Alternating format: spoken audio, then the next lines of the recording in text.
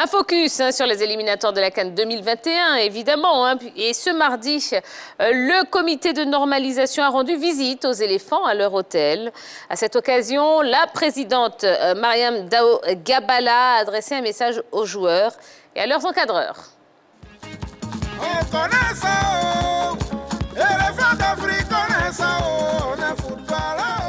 Notre présence aujourd'hui en tant que comité de normalisation, c'est d'abord de vous rassurer. Je pense que vous avez tous entendu parler d'un comité de normalisation qui est venu, qui a été nommé par la FIFA, qui est venu, etc. Notre rôle, aujourd'hui, nous le définissons comme des personnes, des hommes et des femmes qui sont venus pour ramener la paix à l'intérieur de la maison foot. On est venu aussi pour vous encourager parce que vous avez un match vendredi, mais vous avez aussi un match mardi. Et ce match, on est venu vous dire que même si on n'est pas à Niamey avec vous, si tout le comité n'est pas à Niamey avec vous, si vous n'avez pas de comité de supporters avec vous à Niamey avec vous, vous avez les Ivoiriens qui sont avec vous et vous avez le comité de normalisation qui vous accompagne aussi avec ses prières. Mais ce match, on voudrait que vous le voyiez comme un défi. Un défi à deux niveaux. Le premier niveau, vous devez le gagner ce match d'abord pour deux personnes. Deux personnes qui vous ont soutenu, mais deux personnes qui ne sont plus. La première personne, c'est le feu président Sidi Diallo. Vous lui devez ça, parce qu'il a consacré sa vie au foot. Vous le devez aussi au Premier ministre Ahmed Bakayoko, qui a été un grand supporter du foot et qui a soutenu la FIF à plusieurs niveaux. Donc c'est un défi. Et le troisième défi, vous le devez pour les Ivoiriens. Je voudrais dire merci à Mme Gabala pour cet honneur et cette considération à mon égard. Je suis venu avec Manadia sous l'invitation de Mme Gabala pour vous donner aussi mon soutien de grand frère, pour vous donner la force du grand frère, pour vous dire que quand vous êtes sur le terrain, il n'y a pas seulement que vos familles qui vous regardent. Nous sommes aussi vos familles, même si ce n'est pas biologique. Et nous aimons vous voir gagner. Pour vous, on a supporté des clubs qu'on ne supportait pas. Les clubs dans lesquels vous jouez, quand vous jouez, sauf quand les deux sont opposés, on est neutre. Mais quand vous jouez dans un club, nous, on est automatiquement pour ce club. Donc, je suis venu ce soir vraiment, non seulement partager ces moments avec vous, et puis vous encourager à aller encore plus loin, parce que nous, on veut vous voir plus loin, à la Coupe du Monde, à la Coupe d'Afrique. Nous sommes très heureux de vous recevoir et nous recevons avec beaucoup de joie toutes les bénédictions que vous venez de nous donner. Nous sommes conscients de la tâche qui nous attend. On fera tout pour être vraiment à la hauteur, pour que tous les Ivoiriens soient fiers de nous. Merci d'être venus et puis on va essayer de faire le boulot.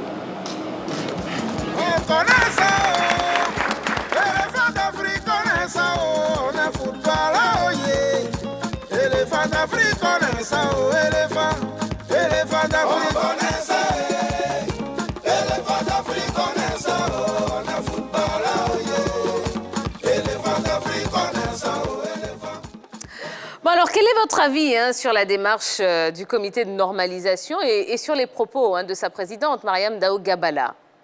C'est une démarche normale. Voilà, même si on avait une fédération normale, ça allait être la même démarche. Le président de la fédération, normalement, avant avant ces gens de voyage où la Côte d'Ivoire va livrer une rencontre très, très importante, il faut venir encourager les éléphants et c'est ce qu'elle a fait. Elle a été là pour donner quelques consignes et leur dit que voilà, tout le peuple leur soutient. Voilà. L'équipe nationale est suivie. Elle a tenu aussi à quand même préciser le rôle du comité de normalisation parce que peut-être d'autres joueurs ne le savent pas. Donc elle a précisé pour donner le rôle du comité de normalisation à nos internationaux. Oui, c'est une démarche légitime comme Henri Jo vient de le dire. Actuellement, le comité de normalisation incarne l'autorité footballistique et nous sommes à une étape décisive de la qualification de matchs importants. Donc c'est logique qu'ils viennent soutenir cette équipe-là. D'accord. Alors, la présidente du comité de normalisation a insisté sur le rôle du comité. Est-ce que vous pensez que la mise sous tutelle de la FIF avec ce comité peut avoir un effet sur le groupe? Yellow. Non, déjà, le comité de normalisation était avec les U17 avant leur voyage au Maroc pour la CAN. Donc, pour rejoindre les deux autres, c'était une démarche légitime. Et ensuite, leur venue n'a aucun impact négatif pour moi sur l'ensemble du groupe parce que là, ils représentent en griffe la FIF, le temps que le nouveau président s'installe et tout. Donc, ils sont dans une démarche normale dans le protocole. Donc, on va attendre ce qu'ils produiront après le voyage des éléphants. Jean-Philippe, qu'est-ce que vous en pensez? Moi, je pense qu'il y a forcément un effet. Voilà, maintenant, quel sera cet effet? On le verra sûrement à la suite de cette aventure. Mais pour l'heure, comme je le disais déjà hier, le comité de normalisation est à féliciter parce que dans la préparation de cette rencontre, jusqu'à présent, il n'y a pas eu de couac. C'est vrai que quand il venait, il y avait beaucoup d'appréhension. La majorité des personnes qui animent ce comité de normalisation au niveau du sommet ne sont pas issues des arcanes du football national. Mais ils ont su garder quand même le noyau dur des administrateurs fédéraux qui, eux, ont l'habitude de préparer ce genre de rencontres. Ils ne communiquent pas énormément. C'est un peu leur petit talon d'Achille. C'est un comité qui part avec beaucoup de prudence. Là où on se pose des questions, qu'est-ce qui va se passer, qui va partir avec les éléphants et autres, ils ne communiquent pas. Et puis bon, quand ils sortent, c'est toujours la bonne surprise. Maintenant, les mots qui ont été tenus par Mme Dao Gabala sont des mots d'encouragement. Elle les a tenus face à des joueurs qui sont professionnels. Et je le dis toujours, les premiers qui seront bénéficiaires d'une qualification pour la Coupe d'Afrique des Nations, même pour n'importe quelle compétition, ce sont les athlètes. Quand ils perdent, ce sont les premiers atteints. Quand ils gagnent, ce sont les premiers heureux. Donc je ne pense pas qu'ils soient venus dans ce regroupement-là avec une idée de se focaliser sur ce qui se passe autour de l'organisation du football ivoirien, mais sur leur objectif premier, qui est de se qualifier pour cette compétition. Et il faut noter que c'est la première rencontre entre l'équipe nationale A et le comité de normalisation. Voilà, je pense qu'à partir de ce moment-là, sûrement qu'ils vont se fixer des objectifs à moyen terme pour préparer l'échéance importante à venir, qui est la Coupe d'Afrique du côté du Cameroun. Non, je ne pense pas que voilà, ça puisse changer grand chose. Ce sont des professionnels et les joueurs, tant que les moyens sont dégagés pour leur permettre quand même d'être à l'aise et de disputer ces genres de rencontres, je pense qu'il n'y aura pas de problème. Donc aujourd'hui, le véritable problème, comme l'a dit Jean-Philippe, c'est la qualification pour la CAN 2022 du côté du Cameroun. Et ça passe par ce match face au Niger. Donc concentration à le niveau et puis voilà, on verra ce que ça va donner le vendredi. Alors un mot sur la présence d'Assalfo. Quel impact est-ce qu'il peut avoir sur les joueurs ? Là, moi, je ne sais pas parce que dans ces genres de situations, nous avons l'habitude de voir des anciens joueurs venir donner des consignes, puisque eux, déjà, ils ont été dans ces genres de situations. Ils connaissent un peu comment ça se passe. Souvent, quand on est à deux rencontres et on est à une victoire de la qualification, quand même, peut-être un Gadjiseli, un Aboulaye Traoré, un Samabou Dominique peut venir donner des consignes, puisqu'ils ont déjà été dans la même situation. Mais Assalfo, avec les éléphants, je ne sais pas exactement ce qu'il va leur dire. C'est vrai, il a dit d'encouragement. Mais il a dit, je viens en qualité de grand frère. Oui, en qualité de grand frère, mais on aurait aimé des grands frères quand même qui sont déjà passés par cette étape, c'est-à-dire des anciens joueurs. Mais là, un artiste, bon, c'est vrai, il est grand frère, mais bon, ça, sincèrement, je ne vois même pas l'importance de sa présence auprès des éléphants. Tiens, c'est vrai que ce n'est pas un ancien sportif, mais Assalfo, c'est quand même un modèle de réussite. Absolument. Connu dans le monde entier, qui incarne la réussite de l'Ivoirien qui part de zéro pour devenir quelqu'un dans la vie. Donc c'est un modèle à suivre et nous sommes dans une étape décisive qui va nous amener à nous battre, à aller sur nos ressources, on va dire entre guillemets faibles, pour aller chercher cette qualification-là. Donc Assalfo correspond à peu près à cette configuration-là. Oui, bien sûr, à cette configuration-là. Et c'est quelqu'un qui a quand même un discours. On peut reprocher beaucoup de choses à Assalfo, mais c'est quelqu'un qui sait véhiculer un message, un discours. Et pour preuve, il avait déjà été conseiller de Feu Sidi Diallo. Il a été conseiller Feu Sidi Diallo, mais on n'a pas senti son impact en termes de conseil. Maintenant, Balo parlait tout de suite de son vécu. Bon, je pense qu'il y a des joueurs également qui ont eu pratiquement le même parcours. C'est Dié, le grand frère, le dernier de cette sélection. On connaît également son parcours qui peut inspirer les plus jeunes. Bien sûr. Bon, moi, je n'ai rien contre sa présence dans le groupe. Je pense que peut-être que le comité de normalisation, dans son approche psychologique du groupe, a voulu un peu casser avec les anciens joueurs. Parce que ce qu'il faut savoir dans le monde du football, il y a généralement un problème d'ordre générationnel entre certains anciens et les nouveaux. Les fédérations antérieures même ont à chaque fois essayé d'intégrer des anciens joueurs dans les staffs des équipes nationales et arrivé un moment, il y a toujours eu ce petit couac, ce petit problème. Peut-être les anciens pensaient être beaucoup plus intelligents que les nouveaux, beaucoup plus forts que les nouveaux. Ça créait beaucoup de problèmes jusqu'à ce que Bonsou Kamara, comme on a pu le constater, lui, il avait fait pratiquement table rase de certains anciens. Lui, étant déjà un ancien, il ne voulait évidemment pas que les anciens approchent foncièrement l'équipe nationale. Donc, je ne sais pas si c'est dans la même veine que cela a été décidé. Ils ont voulu peut-être changer les choses. Assalfo était présent. Il a parlé en tant que grand frère. On espère simplement que ses conseils ne sont pas tombés dans des oreilles de sourds. Mais je pense qu'ici, personne n'a tort. Henri Joël a raison. On pouvait envoyer des anciens joueurs. Balo également n'a pas tort. Assalfo, c'est une icône. Mais bon, voilà. Vous voulez mon brassard? Vous voulez non, pas du tout, pas du tout aujourd'hui. Ça va aller? Pendant qu'on y est. D'accord. Bon, autre fait hein, et autre information, eh bien, vous l'avez vu dans le reportage, Gervinho qui finalement sera forfait hein, pour les 2 matchs pour cause de blessure. Il sera même dans l'avion hein, pour l'Italie dès ce soir. Alors, est-ce que c'est un coup dur pour Baumel et pour les éléphants? Coup dur, c'est un mot qui est trop fort à mon sens. Mais c'est un coup parce que c'est un homme qui a du vécu. Oui, c'est un ancien. Il est habitué aux joutes continentales. Il sait très bien ce qu'il faut faire. Il a bataillé dur. On sait d'où il vient pour se retrouver aujourd'hui au niveau de la section nationale. Des problèmes de non-qualification durant l'ère Kamara Ibrahim. Il était présent à Abidjan et du côté de Madagascar lors de la 2e fenêtre. C'était une fenêtre décisive et il s'est montré décisif. Ouais. On se rappelle de ce match à Ebimpe où il était vraiment étincelant. Donc, c'était peut-être l'opportunité de bien boucler la boucle au niveau de son retour en équipe nationale. Malheureusement, on va s'en tenir au communiqué officiel. Il est blessé. Il va retourner dans son club pour se faire soigner en espérant qu'il soit présent pour la Coupe d'Afrique des Nations, bien évidemment, parce que nous pensons que les Événements vont se qualifier pour cette échéance. Mais dire que c'est un gros coup dur, je ne pense pas. La Côte d'Ivoire a quand même beaucoup de joueurs de qualité pour pouvoir suppléer son absence. Henri Jo, qu'est-ce que vous pensez? Un coup dur, bon, c'est quand même un joueur qui va manquer à la sélection, il faut le reconnaître. Déjà, dans ce match face à l'équipe de Madagascar et Bimpe, il a été vraiment bon. Maintenant, il faut savoir qu'en club, ces 2 derniers matchs, il ne joue pas. À son poste, il y en a plusieurs joueurs hein, qui sont présents, notamment Nicolas Pepe, Wilfried Zaha, Kwasi Evra et d'autres, donc qui pourront, et Lago Junior sans oublier, qui pourront quand même essayer de le remplacer valablement. Maintenant, voilà, sur cette affaire de blessure, bon, on ne sait pas véritablement où est-ce qu'il est blessé. D'autres parlent de convalescence, d'autres parlent de blessure. Bon, on va s'en tenir comme... Vous ne croyez pas hein, Bon, on va s'en tenir comme Jean-Philippe l'a dit, on va s'en tenir au communiqué et puis ben, voilà. On va... Non mais attendez, vous êtes en train de sous-entendre certaines choses. Vous ne croyez pas à l'excuse de la blessure? Il est blessé et ben, il retourne en Italie se faire soigner. Non, en fait, c'est pas que je pense... N'oublions pas qu'il a... Excusez-moi hein, de vous interrompre, mais n'oublions pas qu'il n'a pas joué les 2 derniers matchs. Bien évidemment. Justement, c'est ça qui... C'est ce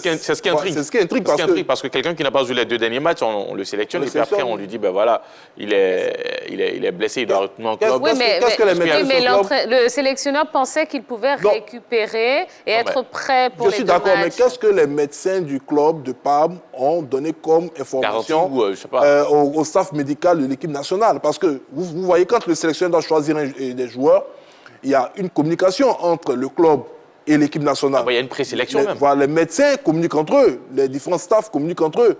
Peut-être que s'ils estiment que le garçon est trop court pour pouvoir revenir rapidement à la compétition, il y a un protocole comme on appelle, de préparation à suivre. Donc c'est un travail d'équipe. Si Gervinho a été sélectionné, si durant la conférence de presse, il n'y a pas eu un bémol sur sa sélection, ça veut sous-entendre qu'il était en parfaite condition physique. Oui. Comment il s'est blessé, quand est-ce qu'il s'est blessé, dans quelles circonstances, on n'en sait rien. Mais dans ces cas-là, est-ce qu'il faut qu'on remette en cause les compétences du staff médical? Non, je ne pense pas. Parce qu'on se souvient aussi du cas Eric Bailly, hein, qui avait été... annoncé blessé qui était sélectionné alors qu'il était blessé. Aussi. Non, je ne pense pas. C'est une question de communication. Les joueurs peuvent arriver et pendant le contrôle, on peut remarquer qu'il y a des lésions, qu'il y a un souci. Peut-être qu'au niveau de leur club respectif, la communication n'a pas été parfaite. Mais quand le staff médical de l'équipe nationale constate ce genre de choses, ben, il pense également, à la santé de l'athlète et on peut demander à l'athlète de retourner dans son club. Moi, j'attendais plutôt le résultat des tests Covid-19 que l'ensemble des joueurs ont passé. Parce que jusqu'à présent, on n'a aucune communication sur les résultats. Et comme on le dit dans ce genre de circonstances, pas de nouvelles bonnes nouvelles. J'estime simplement que sur les 26 joueurs qui sont présents, on aura 25 garçons du côté des Niamey. D'accord, très bien. Bon, voilà un petit peu ce qu'on pouvait vous dire. Mais avant de refermer ce focus, on va quand même vous donner les résultats des matchs du jour. Oui, parce que le ballon a roulé ici. Les matchs, les derniers matchs qualificatifs donc, ont commencé aujourd'hui. Alors, que s'est-il passé d'Orgelès? Bonsoir. Bonsoir, Tia. Bonsoir, la team. Bonsoir. Beaucoup de choses, Tia. On va regarder tout ça sur notre écran 3 fois. Magic. Les résultats de la 5e journée sur notre tableau. Éthiopie, Madagascar, 4-0 pour l'Éthiopie. Ouganda, Burkina Faso, 0-0. Rwanda, Mozambique. Rwanda 1, Mozambique 0. Sao Tomé, 0. Soudan, 2. Et puis Soudan du Sud, 0. Malawi 1, Tchad contre la Namibie, victoire de la Namibie par forfait 3-0, Guinée 1, Mali 0, Tia. Et puis les équipes qualifiées à présent, Sénégal, Tunisie, Algérie, Mali, Burkina Faso, Guinée, Cameroun, le pays hôte, Tia. Merci beaucoup, d'Orgelès. Bon. Alors, commentaire, qu'est-ce que vous pensez? Victoire de la Guinée se qualifie aujourd'hui. C'était une rencontre couperet. Les Maliens avaient l'opportunité tout simplement de compliquer la tâche aux Guinéens pour l'ouverture officielle, dans une rencontre officielle du stade Alpha Condé. Je crois qu'ils ont donné comme nom de baptême au nouveau stade en Guinée. Les Guinéens ont battu les Maliens lors d'une rencontre épique. Voilà, félicitations aux Guinéens. Pour l'instant, sur la liste des pays qualifiés, on voit que des habitués de la compétition. Il n'y a pas encore de grosses surprises. On attendra de voir ce que cette 5e journée donnera comme résultat. D'accord. Puisqu'on n'a pas beaucoup de temps, concentrons-nous sur notre groupe. Puisque le classement provisoire, c'est Éthiopie donc, en tête avec 9 points. Côte d'Ivoire, 2e, 7 points. Et Madagascar, 3e, 7 points. Bon, le Niger a 3 points. L'Éthiopie vient de faire fort avec cette victoire face à l'équipe de Madagascar, une équipe malgache qui est passée à côté de son match. Et là, ça relance vraiment les choses puisque aucune nation dans cette poule n'est éliminée, aucune nation n'est qualifiée. On a la possibilité, on va toucher du bois, parce que les Nigériens peuvent se qualifier, mais il faut que ça passe par une victoire face aux éléphants, ce qu'on n'imagine pas. Il faut qu'ils gagnent leurs 2 derniers matchs. Il faut qu'ils gagnent leurs 2 derniers matchs. L'équipe de l'Éthiopie, pour l'instant, est en bonne posture avec cette place de leader. Et puis Madagascar aussi, qui n'est pas encore éliminé dans cette poule. Donc tout est relancé dans la poule de la Côte d'Ivoire. Il va falloir aller faire un résultat du côté du Niger, parce qu'en cas de victoire aussi face aux Nigériens, les Ivoiriens seront qualifiés. Oui, le vendredi, en cas de victoire, la Côte d'Ivoire se qualifie face au Niger. Et la Côte d'Ivoire peut attendre tout simplement l'Éthiopie avec beaucoup de sérénité. Parce qu'aujourd'hui, tout l'avenir de Madagascar dans cette phase éliminatoire dépend de la Côte d'Ivoire. Il faut impérativement, pour que Madagascar se qualifie, que la Côte d'Ivoire remporte ses 2 derniers matchs face au Niger à Niamey et face à l'Éthiopie ici à Niamey, et que dans le même temps, Madagascar puisse battre la formation du Niger. Merci, du Niger. Pour le dernier donc, pour se qualifier. Et là, je n'aimerais pas être à la place de nos amis malgaches. Parce que la tâche s'annonce ardue, mais je sais que pour un souci d'orgueil, si les Ivoiriens doivent mettre le pied pour battre l'Éthiopie qui les avait battus lors de la première sortie, les Ivoiriens vont s'en donner à cœur joie. Ils doivent mettre le pied, il faut les encourager dans ce sens-là, parce qu'une équipe de Madagascar qui est difficile à manœuvrer, et l'Éthiopie qui arrive à les battre 4-0, donc on doit redoubler de vigilance. Voilà, allez. On va marquer la première pause de la soirée. Dans un instant, nous allons recevoir notre invité, M. Moussa Sangaré, président des supporters de clubs de football ivoiriens. On va parler justement de la reprise de la Ligue 1 Lonassi, la Ligue 1 qui reprend ce samedi. Et ce qui nous amènera forcément à cette question pour laquelle vous pourrez nous appeler et interagir avec nous. La Ligue 1 sans public, quelles sont vos réactions par rapport à cette nouvelle? Un numéro de téléphone pour nous joindre, le 27 21 59 93 99 00225 27 21 59 93 99. À tout de suite.